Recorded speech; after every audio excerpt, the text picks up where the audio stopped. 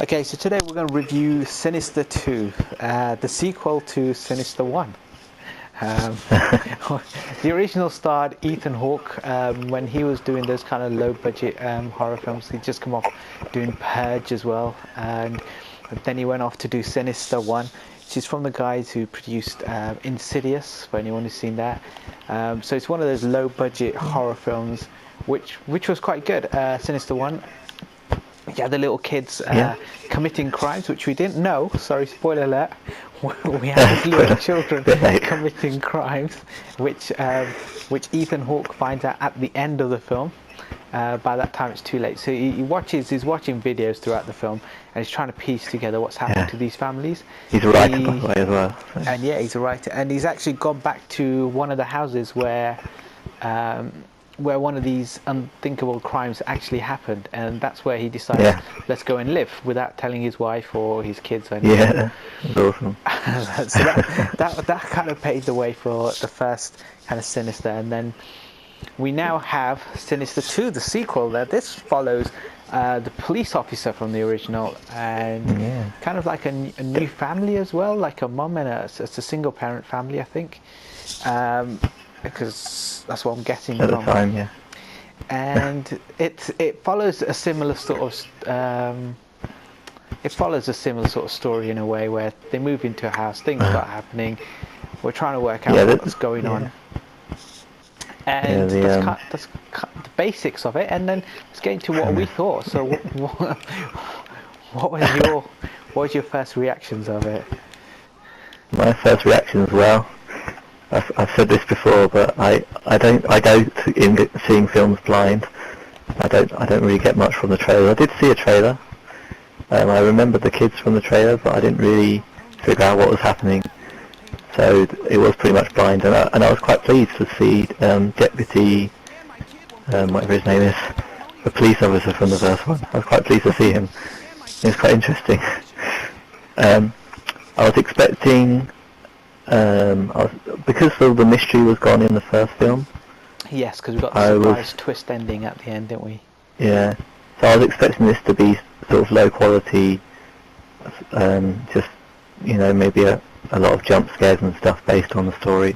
But actually, they start it with the deputy doesn't really know the whole story yet, and you get to see everything this time from the perspective of the children, which just is a completely different view of the whole thing, so it's actually really good. Yeah, I like it.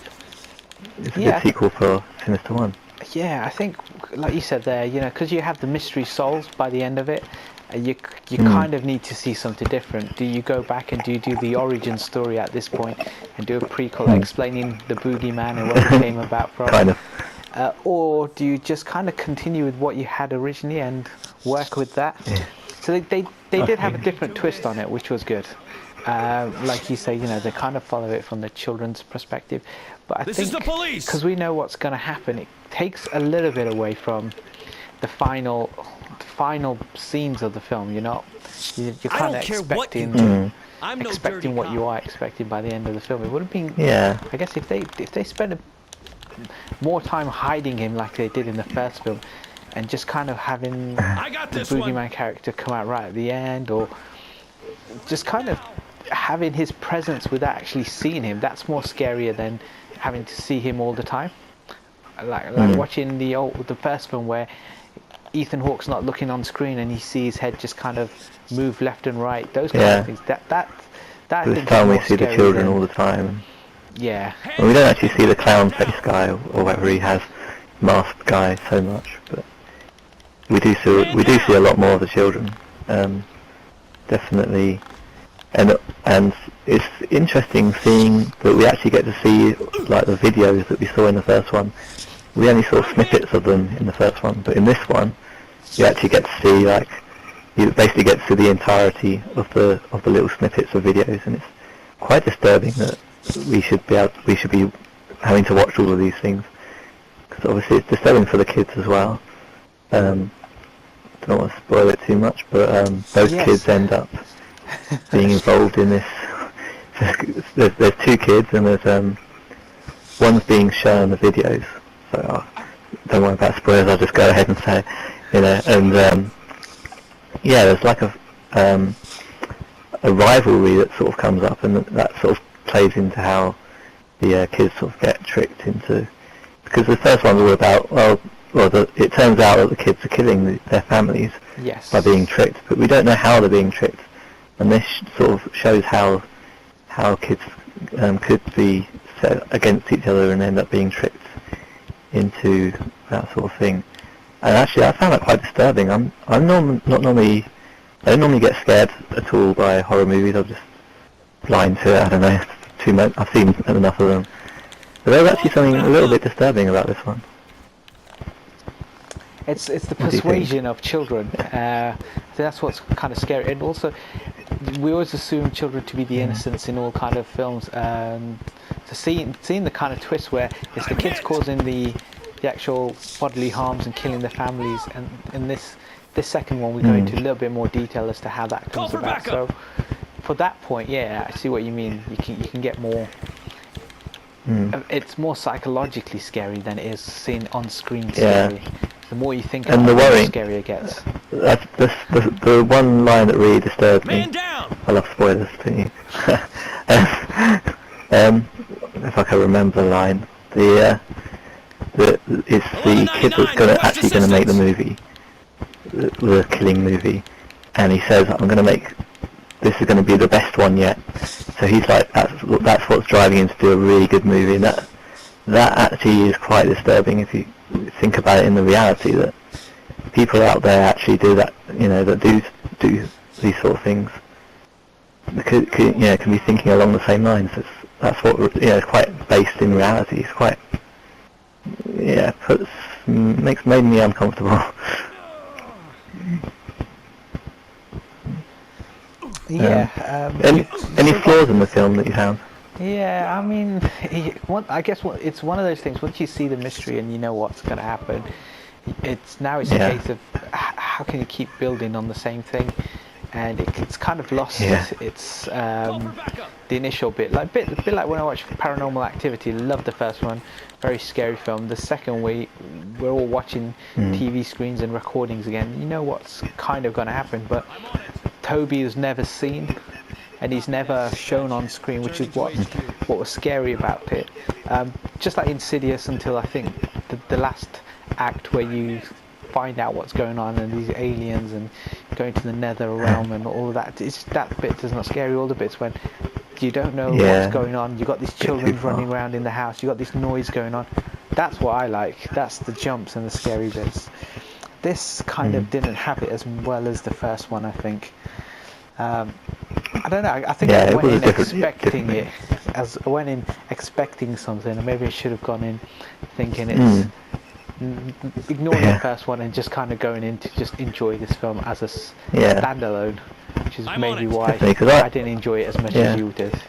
It's expectations, isn't it? I mean, we must have said this before, but obviously I had low expectations, and I enjoyed it because of that. You always have low expectations if you enjoy a film. Yeah, this is a prime example of a film where if you go in expecting anything, it will kind of fall really short of even a good story or something. But if you go in actually just thinking, you know what, I forgot what Sinister 1 was about, let me go watch this one.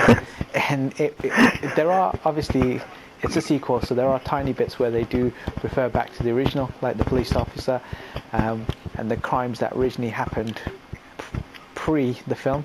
But you can just kind of watch this on its own. There isn't really much you need to worry about, which is good that way as well. So they can be classed as standalone films, but they are building the whole mythology together. Would I like to see another one? Unless if it was an origin story.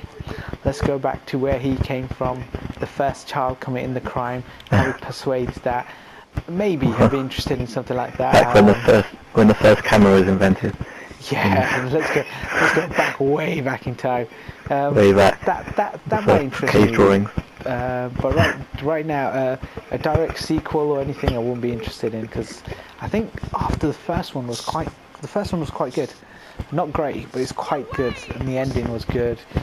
Going into the house, Ethan Hawke just kind of doing everything he did just we were watching him watching a TV screen and a film all the way through. It was good.